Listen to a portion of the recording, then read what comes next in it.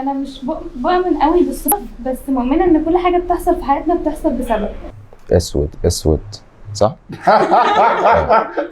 فكر في الصورة او رقم بقى وقولها ورا بعض في سرك، ورا بعض 5 5 5. ليه بقى ده اسمه ده ان شاء الله 5 قلب اسود مقلوب صح؟ حسبي الله ونعم الوكيل. حسبي الله ونعم الوكيل. وتاري الدنيا غدارة واول لما عمل معانا الاجتماع وكده بيقول انا عايز حد يعمل برنامج اطفال، فانا فكرت في الفكره بس ما قلتلوش انا اللي هعملها.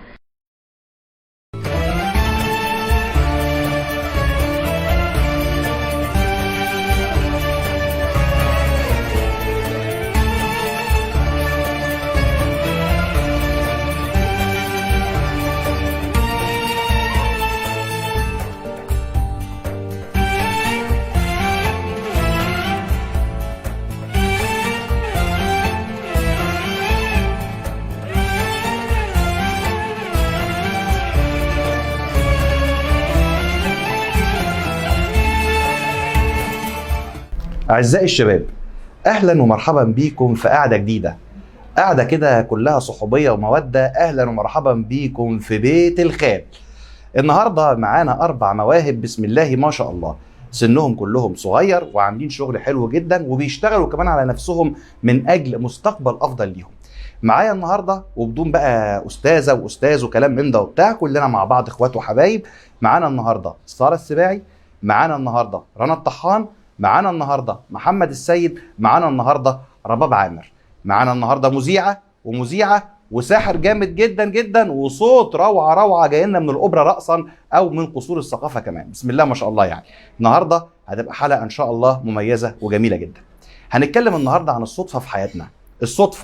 صدفه بقى حلوه وحشه جميله رخمه، كان لها صدى كويس في حياتنا، طلعتنا لقدام رجعتنا لورا، ماليش دعوه. كل واحد هيقول النهارده الصدفه اللي في نفسه، ومش هنحاول نرخم عليه غير بعد ما يخلص الصدفه بتاعته ونشوف كانت صدفه كويسه وعجبتنا ولا ملهاش لازمه.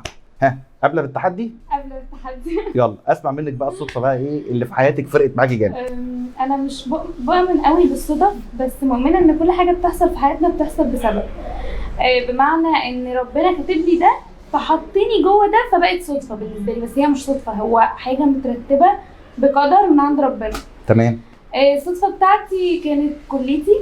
انا كنت بتمنى ان اخش اعلام من زمان قوي، من وانا قد كده، لان انا بحب الكاميرا وبحب التنطيط ودي حياتي يعني. فكتب لي اعلام بني سويف، فطبعا كانت بالنسبه لي انا رايحه بني سويف، طنطا لبني سويف، طب ازاي وعملها ازاي وبلد لوحدي، فكانت صدمه. بس هي الصدفه دي نقدر نقول هو قدر اكتر منه صدفه، حول حياتي تماما. بمعنى ان انا كنت في بلد لوحدي، ما معيش اهلي، ما اعرفش حد، مش رايحه، ما عنديش قرايب مثلا هناك، ما عنديش صحاب هناك، بس حياتي اتحولت 360 درجه. يعني بقى عندي صحاب من جميع انحاء الجمهوريه، المنيا، اسيوط، منصوره، فيوم، من كل مكان. قابلت طبعا حاجات وحشه كتير، اتعاملت مع ناس اكيد مش حلوه، مش شبهي، مش تربيتي، مش بيئتي، بس كل ده طلع في الاخر صار. تمام. يعني افهم من حضرتك ان هنا كانت الصدفه اكتر صدفه مكان، ان انا رحت مكان مش عامله حسابك عليه، اتعرفت هناك بناس جديده، شخصيتك اتغيرت، معارفك زادت، ادراكك زاد، صح ولا انا غلطان؟ بالظبط كده. جميل جدا.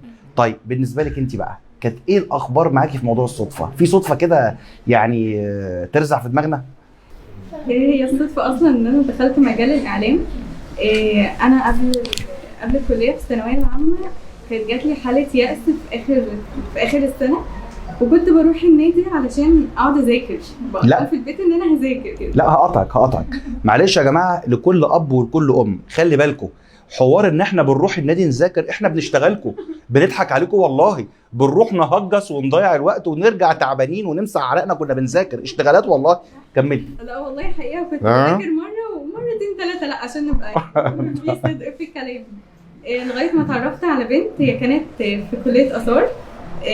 البنت دي ادتني امل للحياه وخلتني ان انا احب الدراسه واحب اذاكر، وهي حببتني في مجال الاثار، وان انا يعني كنت عايزه ابقى زيها، ان هي كانت ما شاء الله عليها كانت شاطره، والناس اللي تتعامل معايا تحبها. فقلت انا عايزه اخش اثار، ولو ما جاتليش اثار هدخل اداب قسم اثار. ولما دخلت الكليه كانت تقريبا منى الشاذلي لسه عامله البرنامج بتاعها، اتفرجت عليه وحبيته، قلت لا انا هدخل مجال الاعلام. وفعلا بدل ما اكتب اثار كتبت الاعلام، وفعلا الحمد لله جات لي. غير كده وكده انا اساسا كنت بقول لهم في البيت انا عايزه ادخل جامعه المنصوره، وفعلا كتبت في ورقه الرغبات دي، كتبت فيها اول حاجه المنصوره، وقبل ما الرغبات تقفل بساعه حولتها لطنطا. وبعد كده اكتشفت ان انا لو كنت دخلت المنصوره ما كانش هيجي لي اعلام اساسا، كانت هي جات لي في طنطا كده. يعني هنا حضرتك نفهم ان يا جماعه عندنا 3 صدف مش صدفه واحده. صدفه انها تغير مسارها كله وتقول لك مش هشتغل اعلام هشتغل اثار او تدرس اثار، وبعد كده يختلف الموضوع وتقول لك هدرس اعلام، وبعدين تغير من المنصوره لطنطا وهي مش عارفه ان التغيير ده هيفرق في حياتها كلها، انها تدرس اعلام فعلا مش هتضيع منها الفرصه عشان كانت دخلت المنصوره. بجد فعلا 3 صدف مؤثرين جدا في مسار حياه بالكامل. خدتوا بالكم يا جماعه الصدفه ممكن تاثر في مسار حياه بالكامل بجد. ضيفنا بقى الثالث النهارده معانا الساحر الجميل جدا من طنطا، من طنطا مش من القاهره ولا اسكندريه، نحن نعتز بطنطاويتنا.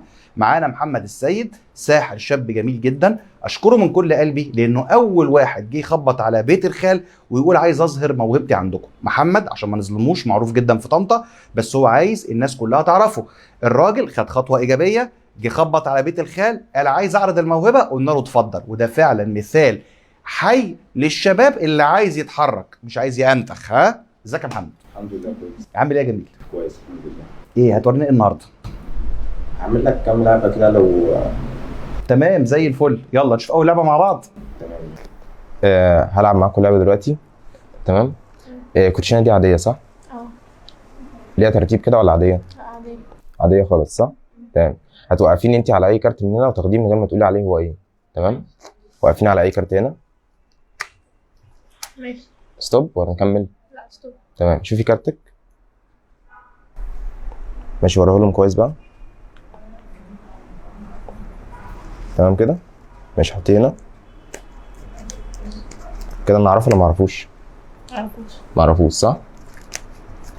ماشي الكوتشينه اهي. تمام. فاكره الكارت بتاعك كويس؟ ماشي غمضي عينيكي بقى. فاكره الكارت كويس صح؟ تخيليه دلوقتي ان انا بشده من الكوتشينه من هنا وانتي مغمضه. ايوه. تمام.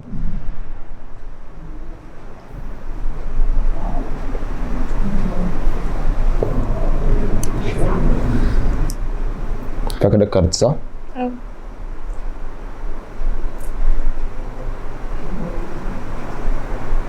هو ده؟ اه. لا لا لا لا لا لا لا لا يا عم في يا عم. لا لا ايه شغل العفاريت ده؟ ايه شغل العفاريت ده؟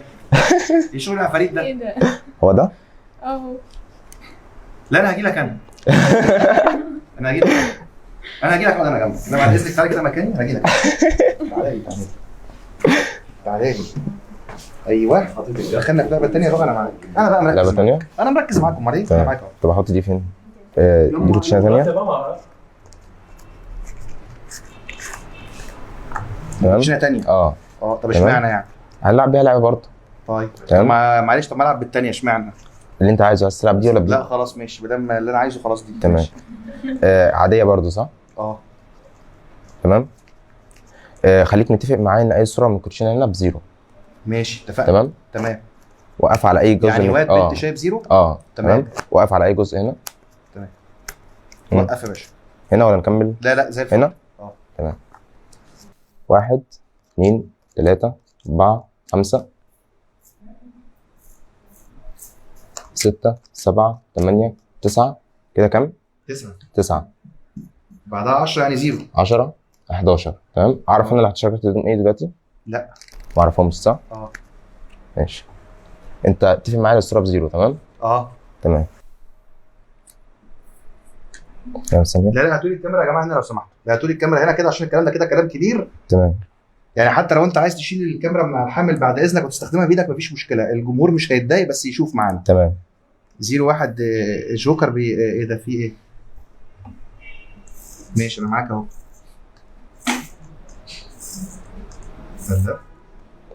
عارف ان الورق ده ايه اصلا؟ لا. معرفوش صح؟ ايوه. تمام. الورق ده هو عايز تختار منه انهي كارت من دول؟ واحد بمزاجي يعني؟ اخترت واحد اقول لك عليه؟ قول عليه عادي. ال8 سبيد دي. ال8 دي صح؟ يعني هي دي عايز تغيرها ولا عايزها؟ عايز ايه؟ عايز تغيرها ولا عايزها؟ عايزها صح؟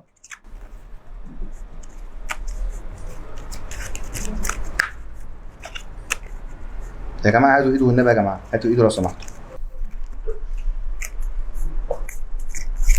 انت اخترت تاني بمزاجك صح؟ ايوه. تمام. ينفع انت تطلعها تاني من هنا؟ ما ينفعش صح؟ اكيد طبعا. هي دي؟ لا دي الاثنين صح؟ تمام. لمس الاثنين بالراحه. هي دي؟ لا بقى ده كده حاجه. لا لا لا لا لا. ايه يا عم انت بتخاف يا محمد؟ لا لا لا لا خفة يد. لا خفة يد يا محمد، لا ايدك قدامي فاضيه، ايدك قدامي فاضيه مش بالعافيه، ايدك قدامي فاضيه. يعني انا جيت رزقت فيك عشان اشوف، لا ما فيش ايدك فاضيه يا محمد. تمام. طب ثانيه ماشي. المس اي كارت من هنا. معلش يا رباب بقى قبل ما هنجيلك يا رباب، معلش انا اسف، يعني هنخلص كمان لعبه معلش. تمام. المس اي كارت من هنا. المس اي كارت. ورقه واحده اي كارت. ماشي شوفوا كويس بقى.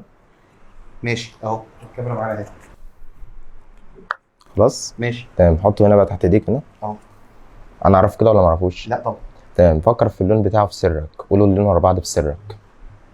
اسود اسود صح؟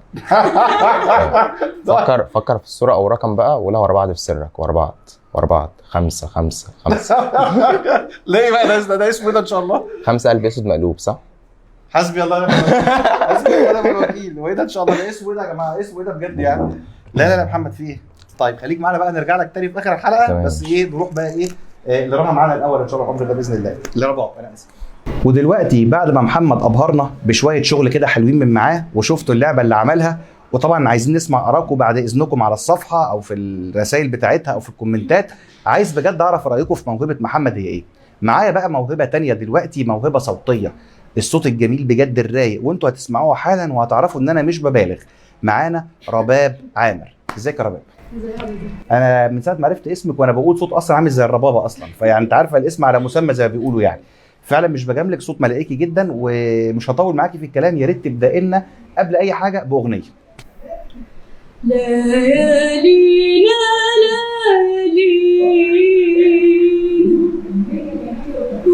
وتاهت بينا ليالينا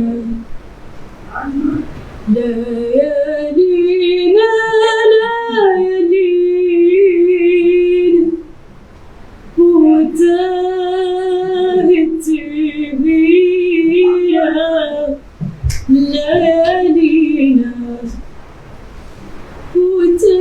بينا ليالينا وقلنا نرسي عالمينا وتاهت بينا ليالينا وقلنا نرسي عالمينا مشينا وأدينا من غير أهالينا ولا حد بيسأل فينا مشينا وأدينا من غير أهالينا ولا حد بيسأل فينا وتاري الدنيا غدارة بتغدر كل يوم بينا غدارة وتاري الدنيا غدارة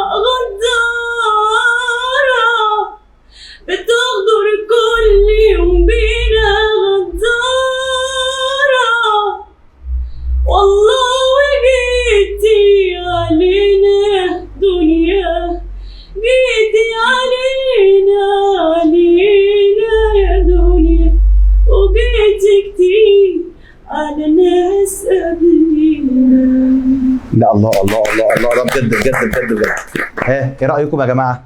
ايه رايكم؟ قولا واحدا انتوا اللي هتقولوا مش انا اللي هقول. بجد يسلم صوتك وتسلمي بجد يعني. ومش عايز اقول لك انت بتفكريني بصوتي وانا بغني نفس الطبقه بتاعتي. يعني تحسي نفس النغمه يعني عارفه. اسمحي لي بقى قبل ما نمشي من المنطقه دي، يعني عايز اعرف ايه الصدفه اللي فرقت معاكي بس في مجال الغنى؟ في مره كنت نازله انا واصحابي قاعدين في نادي وبعدين في واحده صاحبتي قالت لي غني لنا اغنيه وكده، فغنيت اغنيه وكانت طبقتها عاليه شويه.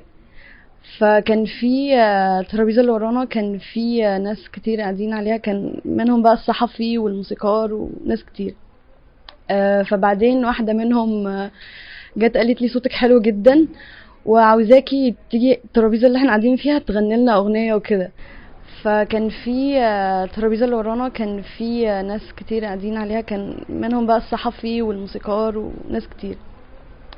فبعدين واحده منهم جت قالت لي صوتك حلو جدا وعاوزاكي تيجي الترابيزه اللي احنا قاعدين فيها تغني لنا اغنيه وكده.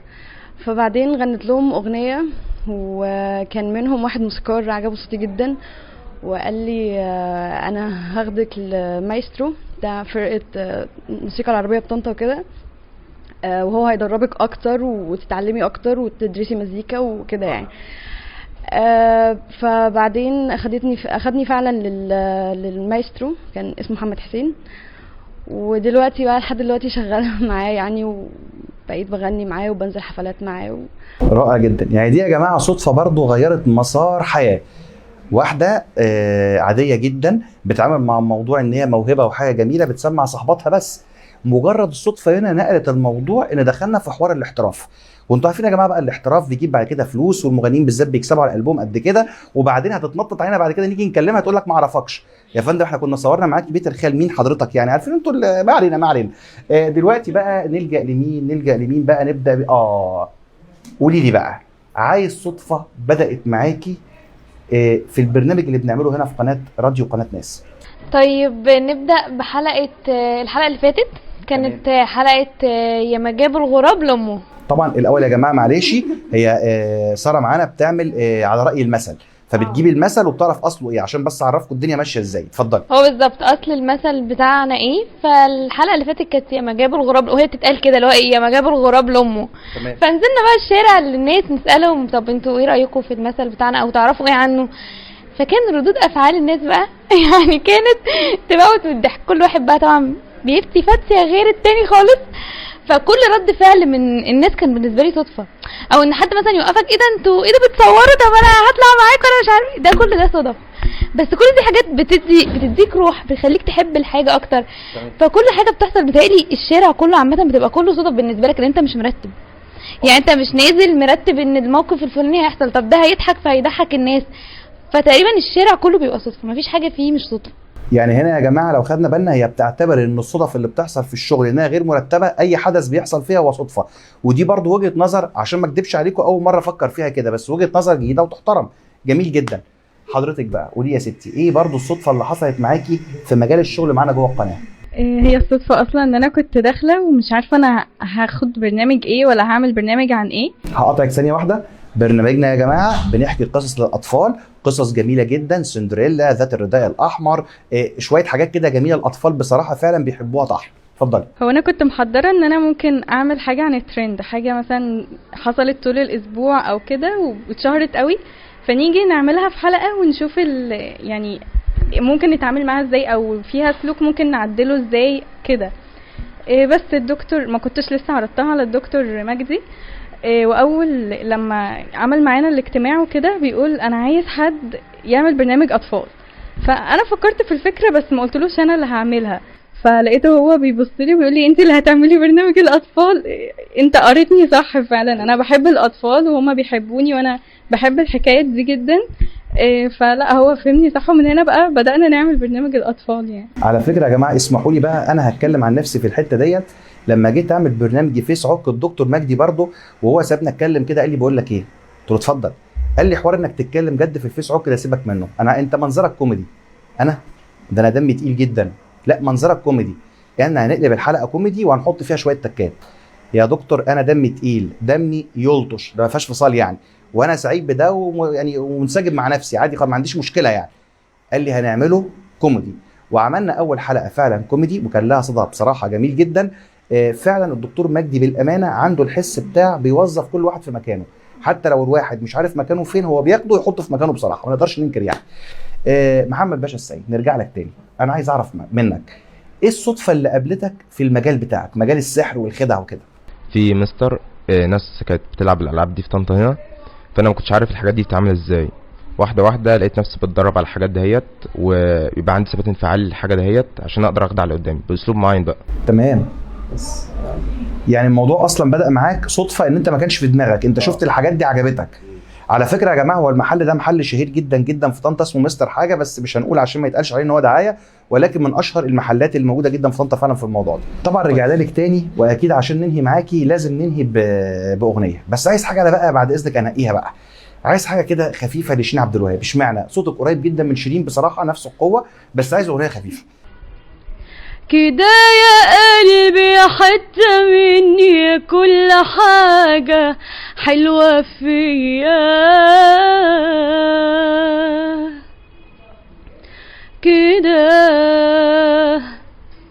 كده هتمشي وتسيبني وحدي في الحياة والدنيا دي، ويعني ايه؟ يعني خلاص انا مش هشوفك تاني، مش هلمسك، مش هحكي ليك عن حاجة تعباني، ويعني ايه؟ يعني خلاص انا مش هشوفك تاني، مش هلمسك، مش هحكي ليك عن حاجة تعباني.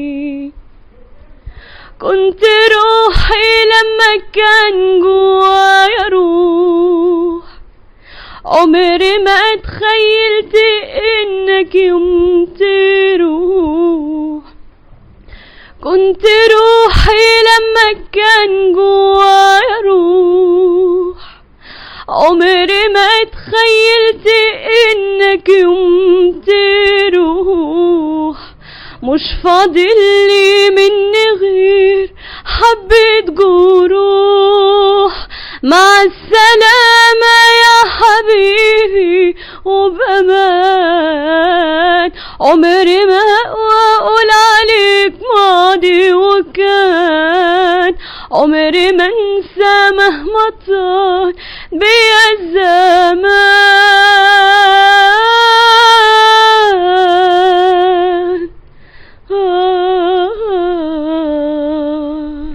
لا لا لا لا لا لا لا لا لا.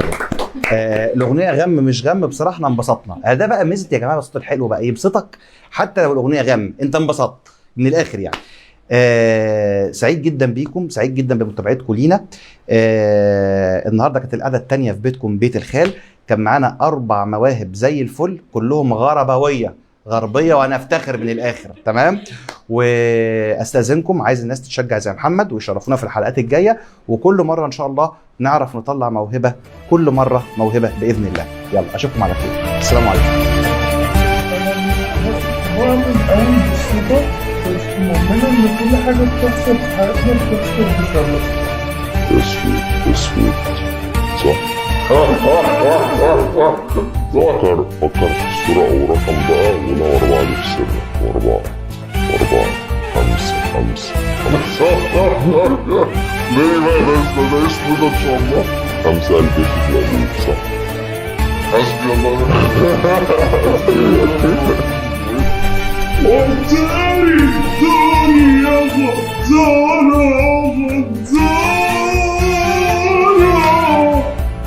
وأول لما عمل معانا الاجتماع وكده بيقول أنا عايز حد يعمل برنامج أطفال، فأنا فكرت في الفكرة بس ما قلتلوش أنا اللي هعملها.